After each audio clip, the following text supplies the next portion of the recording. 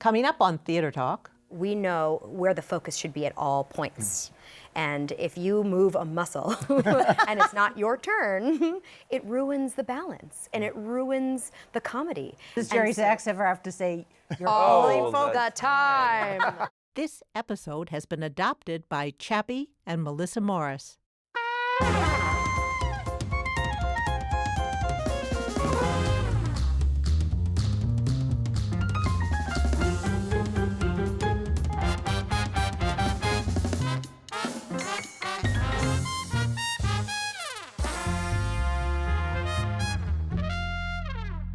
From New York City, this is Theater Talk. I'm Susan Haskins, and I'm joined by my guest co-host, Adam Feldman, theater critic and editor of Time Out New York. And Adam and I are here to talk about Hello, Dolly. Yes, and with us from the cast of Hello, Dolly are Kate Baldwin and Gavin Creel, who of course were in the original cast of this revival, and joining them, Charlie Stemp, who has just stepped into it this week as we are recording this.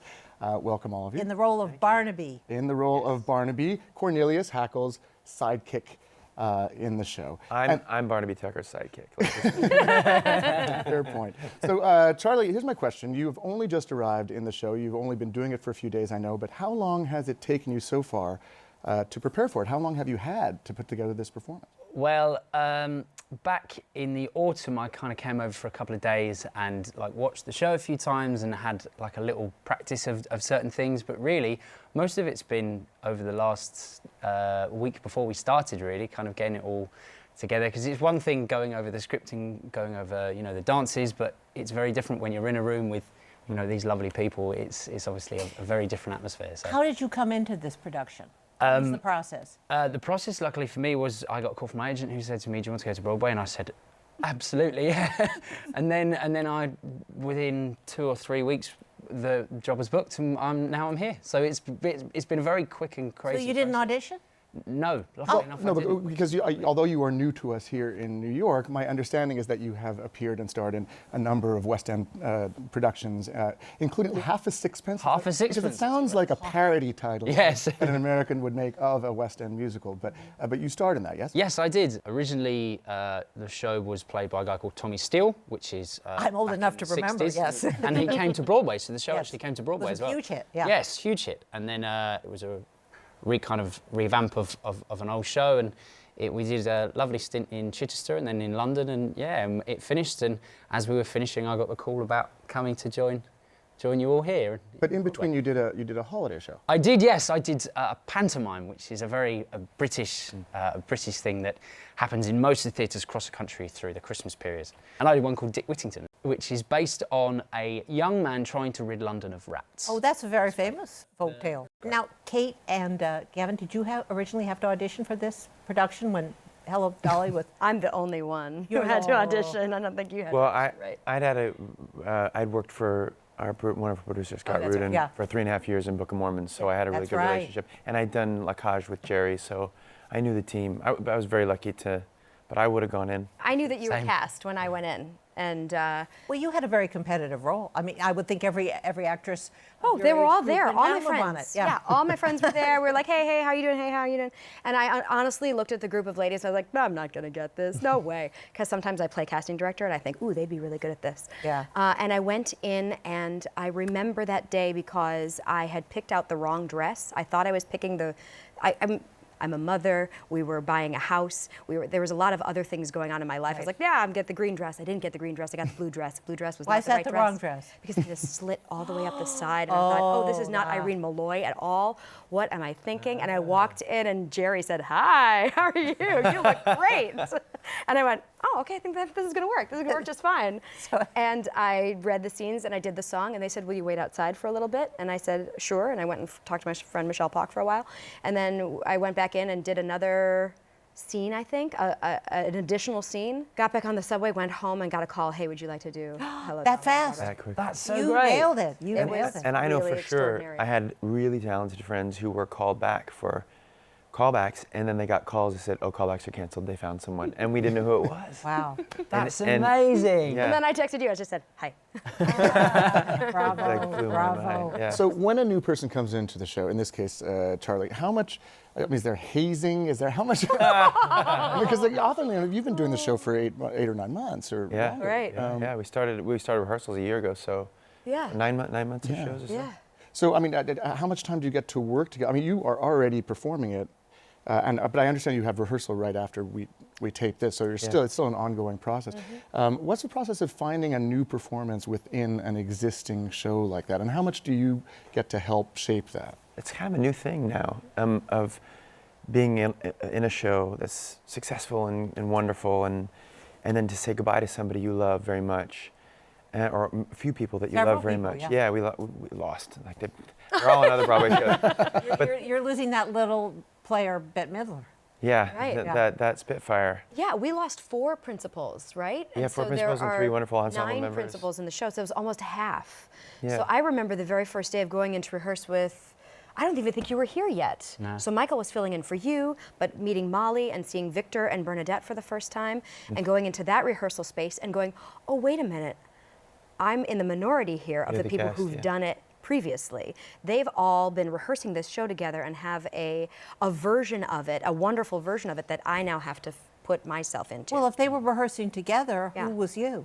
My when they understudy. rehearsed? Ah, I see. Yeah, so there's been sort of a mishmash of covers and understudies because Charlie was unavailable because he was doing Dick Whittington, so his understudy was in for a while, and in order not to exhaust us, they would put in Leslie or Kristen Beth or other people to sort of help the new people learn what they were doing. So it was really it must have been crazy for you too to try to assimilate performances because everybody's just a little bit different, right? Yeah, absolutely. I always find going into a cast that's kind of already set up, you have to find a great balance of trying to bring what the previous person brought to the part, but also what you want to bring to the part at the same time.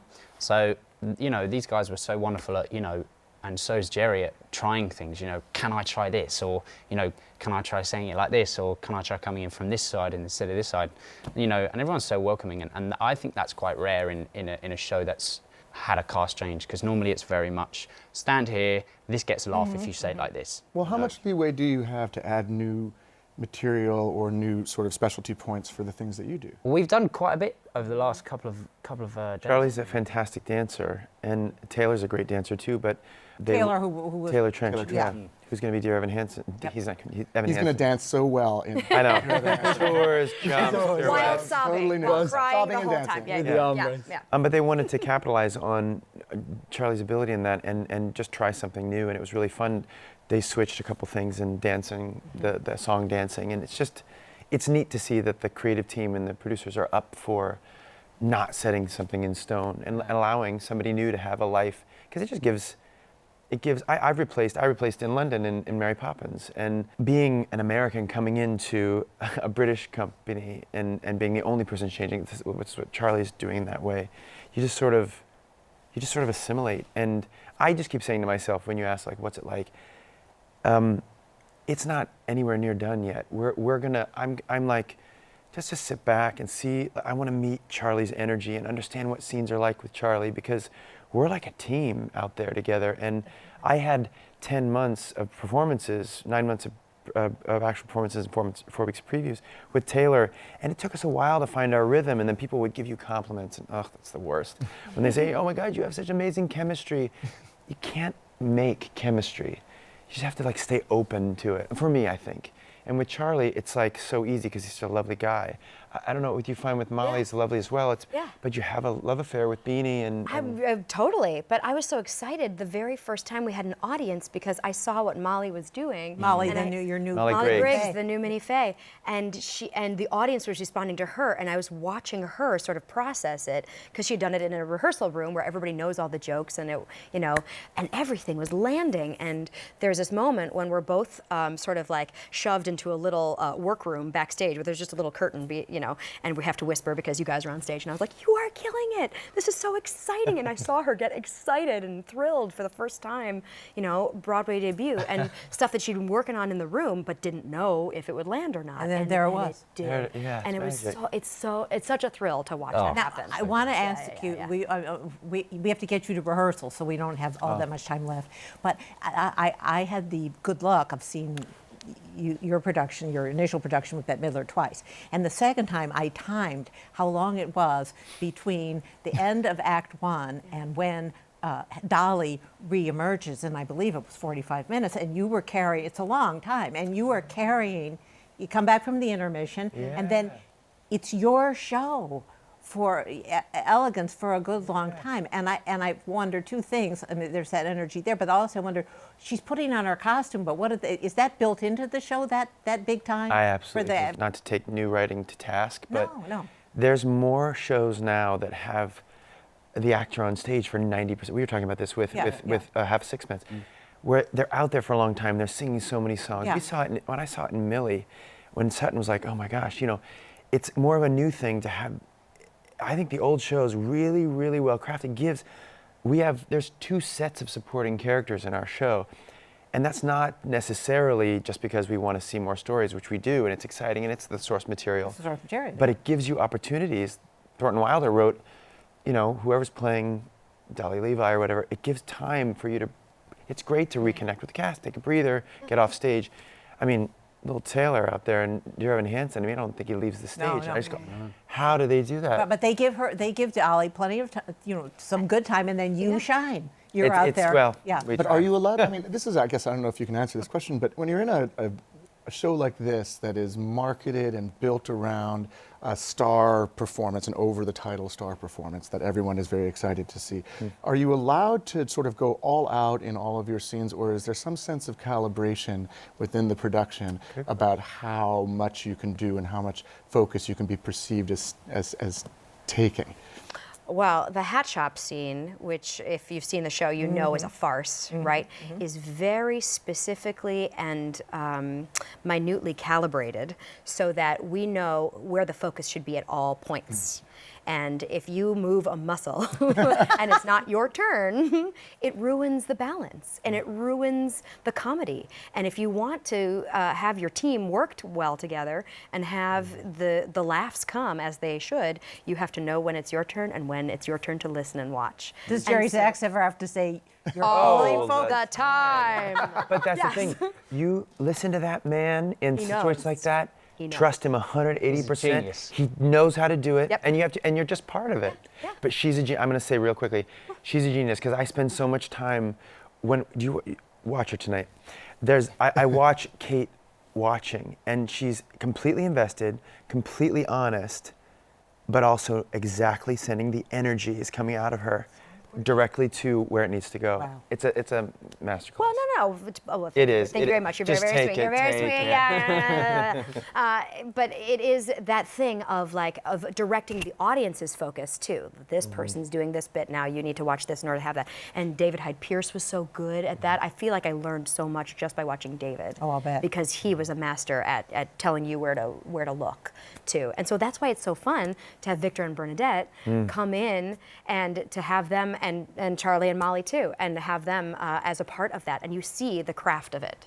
You see Jerry's craft, and you see the craft of Thornton Wilder, and that hat shop scene is awesome. What's the big difference? What would you say is the fundamental difference between the performances so far? Of Bette and Bernadette, and leave out the word fabulous or anything like that. What's the difference? I know it's only been a week. I do have to say we were spoiled rotten with Donna Murphy of understanding what it was to shift gears between two brilliant performances. So we were ready to accept because of Donna's amazing contribution to the show.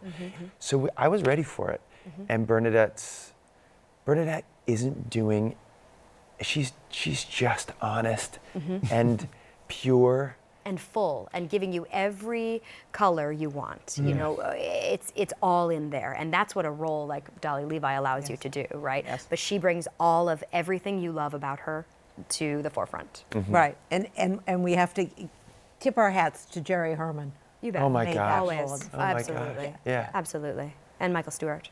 And to you, Charlie Stemp. Yay, for Charlie Stemp! coming across the ocean to grace us with your first American performance in Hello, Dolly. First. Barnaby Tucker. Thank Of you many. so much. Thank you, Kate Baldwin. And welcome back to Theater Talk. Thank you. Thank you, Gavin Creel. Welcome back to Theater Talk. We had you in Hair so long ago. And congratulations on your Tony nomination and congratulations on your Tony Award Thank you. for Winner. Hello, Dolly. Thank you. Bravo to you all. What a pleasure. Now get to your rehearsal. I don't want Jerry Zaks mad at me. Thank you. Thanks, guys. Thank you, Adam Feldman. You were divine. Pleasure Have to you be back here. soon. All right.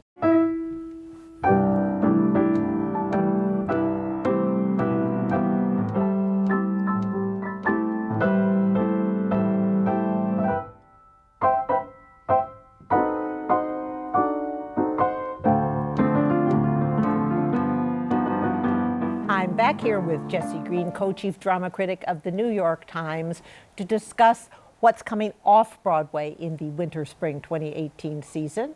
And we are back with Patrick Pacheco, New York One, LA Times, and that great book, 100 Years of the American Theater Wing, Michael Musto of NewNowNext.com, Elisabeth Vincentelli of the New Yorker, the New York Times, and Three on the Aisle, Adam Feldman of Time Out New York and the president of the New York Drama Critics Circle, and Jesse Green again, co-chief drama critic of the New York Times.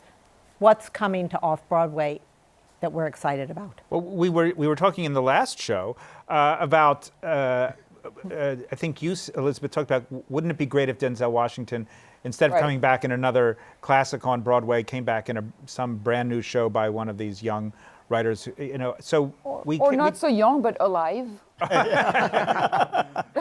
So where that really is more likely to happen, albeit without Denzel Washington, is off-Broadway, and there's a lot of great stuff happening this season. And so, Patrick, you want to talk about Hangmen, which is written by someone who may very well win the Oscar this year. Again, Yeah, another again. Oscar.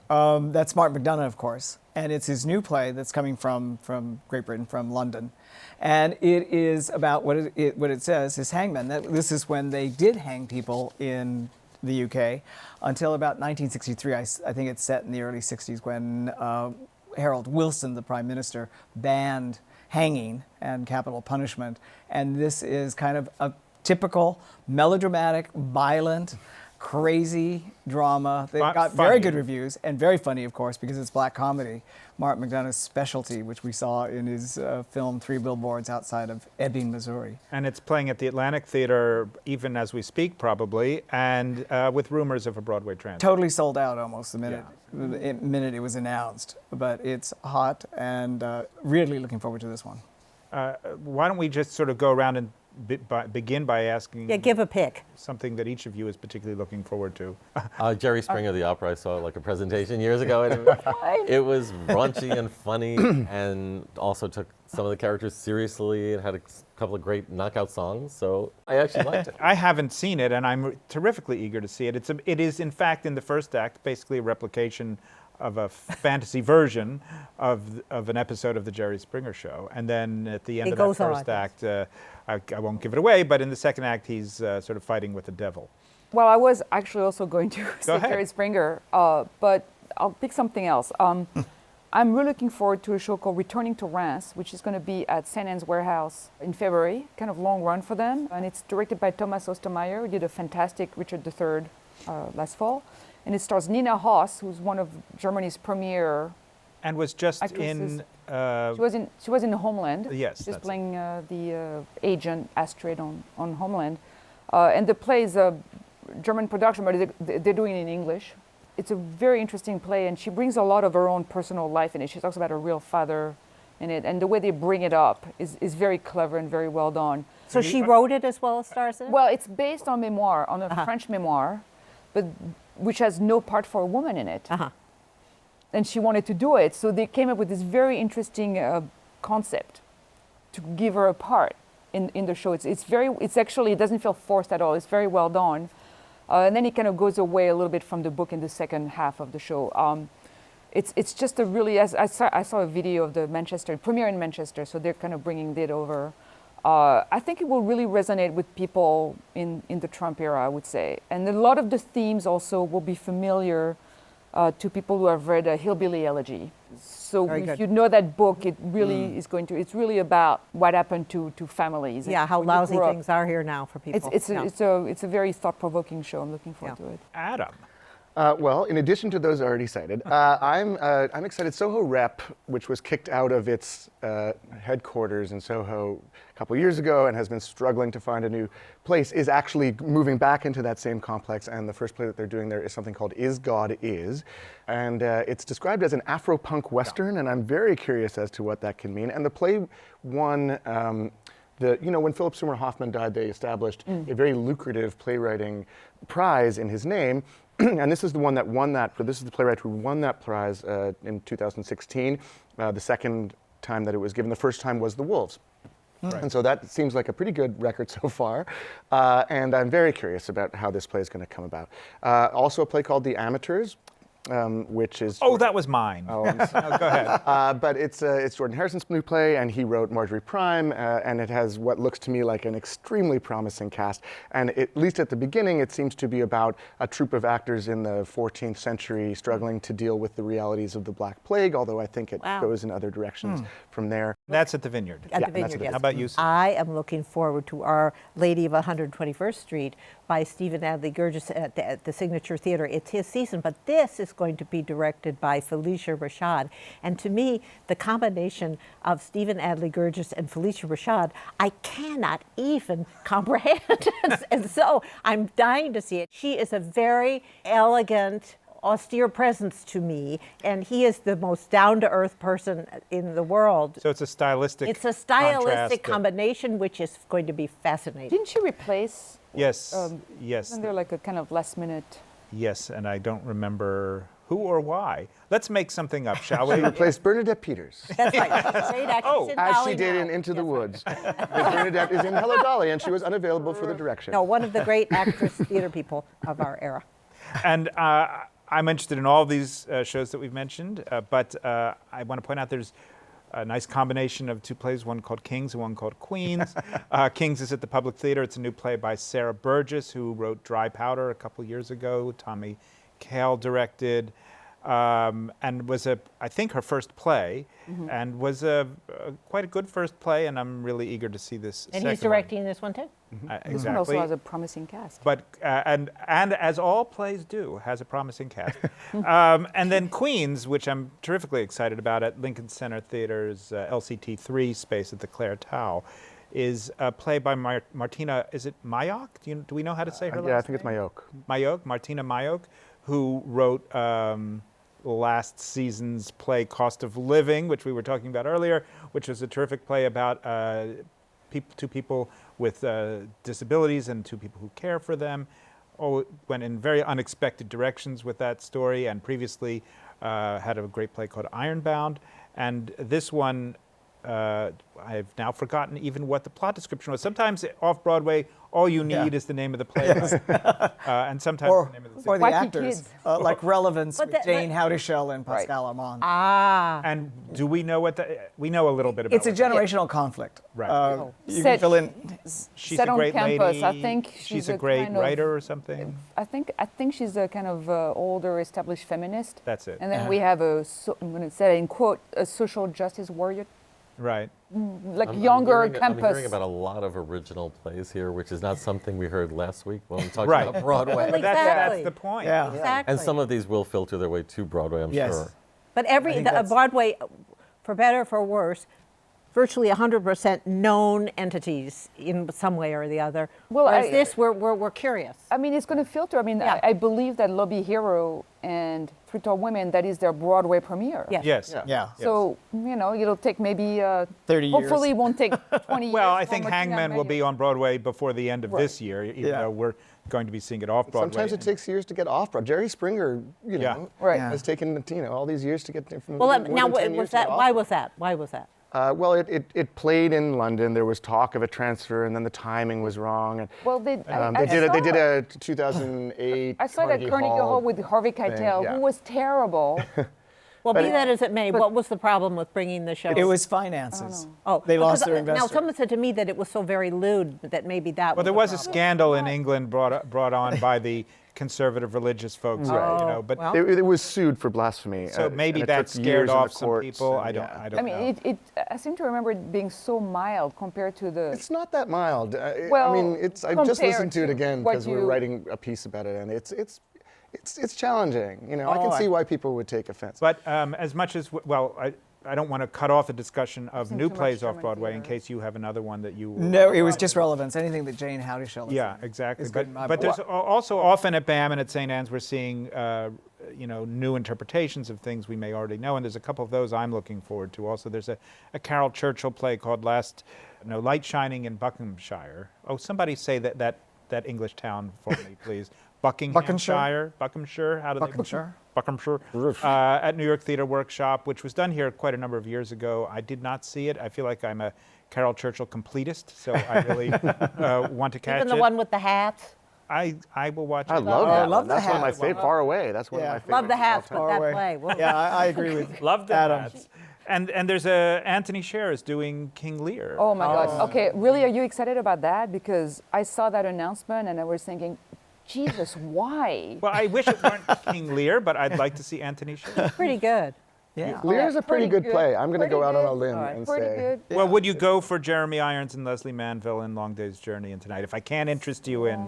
Yeah. Okay. No, No, yes, sure. I mean, sure. Well, how about the Go-Go's musical? Can I... Oh, okay, now. All right, now we're talking. Now we're talking. And on that note, I want to thank you all again, Patrick Pacheco, Michael Musto, Elisabeth Vincentelli, Adam Feldman, and my co-host, Jesse Green, co-chief, drama critic, theater critic, all theater critic of the New York Times.